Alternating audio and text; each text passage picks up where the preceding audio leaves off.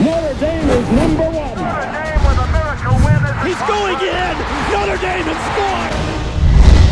Hello, Irish fans, and welcome back to UND.com's continuing coverage of the Fighting Irish at the BCS National Championship. I'm Ryan Camden. This update brought to you by St. Joseph Regional Medical Center. And as you can see, Media Day is winding down. Of course, we've had the special honor of following this team through the season, so we wanted to talk to other media members, find out what they think about this team, what their legacy be, and if they can get back and stay on the national stage. Do you see it playing out as a more of a 1988 return to glory scenario, or is it more 2005 flash in the pan situation? No, I think there's sustainability with this program. You know, I don't know if they're going to play for the national title every year, but I think they'll be in the mix for the BCS. Brian Kelly, who came into this job really as an offensive guru, it's been interesting because he shaped this team around defense. Big, strong, fast guys in that front seven. We see it in the SEC, we see it with Alabama, and it's worked year in, year out. They're right in the mix playing for big games, and I think that's probably what's going to happen here for Notre Dame. I think Brian Kelly's got this on really solid footing. The recruiting, the player development. I said, actually, it was funny, watching the Navy game at the beginning of the year, I said, this looks like a more mature program. It just looks like it was all coming together. People look bigger, stronger, more sure of what they're doing, and I think that's the case, and I think that's going to be the case going in the future. To be determined. The question that's going to be asked after this game, win or lose, is can Notre Dame keep it going? There are similarities to 88 just because they're in the championship game again, and they've got a similar kind of quarterback. So I think it's to be determined. I mean, I want to write that story either way. Can Notre Dame sustain this after this season? I think we're all pretty certain it's not a flash in the pan situation. There are similarities between the two teams, the 88 team and this team, in that I think we're all a little bit surprised that they're here. That 88 team had converted linebackers and tight ends are moving to the offensive line, and so there are some similarities, but I mean, clearly I don't think any of us expected them to be here, and I would be shocked if this is a flash in the pan. I do think this is a complete football team. I mean, I got into it on the game day set with David Pollock all year long because I would say every week, are you ready to admit that Notre Dame's for real? And he kept saying no all the way to the very end. Now he has come over and finally is admitting this team is a complete team. I think we've already passed 2005 by a couple games ago.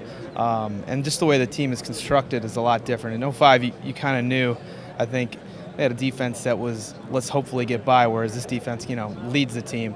Everyone's been drawing those comparisons to 88, the quarterback from South Carolina, a lot of the storylines that come through, and it's cool. I guess we'll find out on Monday if we can tell the complete story or if it's just a lucky coincidence. This is a team that's got a lot of seniors, so next year is going to be big, replacing some of those guys, especially guys like Manti Te'o and the leadership that he provides, and how the young guys stand up next year is going to really tell that story, because Notre Dame is going to have an even bigger target than they usually do next season. I don't want to say that 8 years ago or whatever it was, that was more smoke and mirrors, because they obviously had talent, but I feel like a lot of times with Notre Dame, and you could say this about some other schools, Florida State especially, they have recruited a lot of 4- and 5-star kids, but they don't actually prove to be 4- and 5-star players. And I think you have to give credit to not just Brian Kelly, but this staff in terms of developing players. And just seeing them in person, I was at the USC game.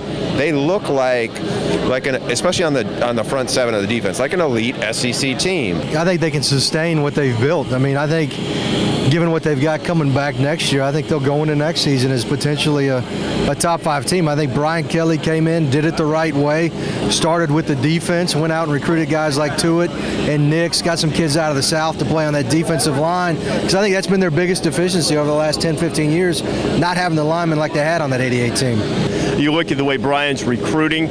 I think you look at his ability as a coach to sustain excellence, which I think is the most difficult and sometimes most underrated part of power programs. I think he's the guy who can do that, and so I don't think that this is a one-hit wonder. This is not Kajagoogoo. This is Brian Kelly returning Notre Dame to prominence. And when people, barring the outcome of the game on Monday, when people think back to this team, what do you think they'll be remembered as, or maybe what was your favorite storyline from the year so far? Toughness, resiliency, finding ways to win.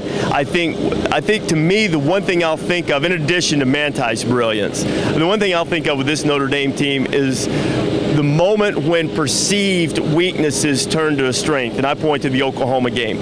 Up to that point, it was like, oh, you know, they got a break here against Purdue. They got this break, you know, they got 17,000 turnovers, 12 of them in a row against Michigan. You know, all of these things happen. Wait till they see Oklahoma. But by then, Notre Dame had confidence. And by then, they believed they were the better team and they were going to win the game. And that moment when it transformed and you realized these guys are legit. For me, I mean, great teams are built on defense. And I've been covering Notre Dame football for 31 years. And I've seen some really good ones. The last, I think, really good one was Tyrone Willingham's first year with Camp Bear as coordinator in 2002. And then you go back to, you know, the days with Barry Alvarez as defensive coordinator. But this defense is as dominant as any defense that I've seen at Notre Dame. Strength of will, I think a lot of that. I mean, you've seen Teo up close for a long time, but from a distance, I can remember very few leaders of high-profile college teams that, you know, that have what he has, and just I mean, the way that they've kind of crashed the party. You know, I mean, there was a certain amount of that in '88, but you know, you look back, and I think part of that was created by Lou's preseason, you know, nobody loves us rhetoric. I mean, I think some people saw that '88 group emerging because, I mean, you had a Heisman Trophy winner the year before and a lot of people back. I mean, I don't think very many people saw this coming at this level. Gosh, as a team that shocked the nation, I hate when people say shocked the world, because let's be honest, most of the world is soccer fans. They couldn't care less about college football in the States. But I do think that, generally speaking, this team has completely surprised the nation.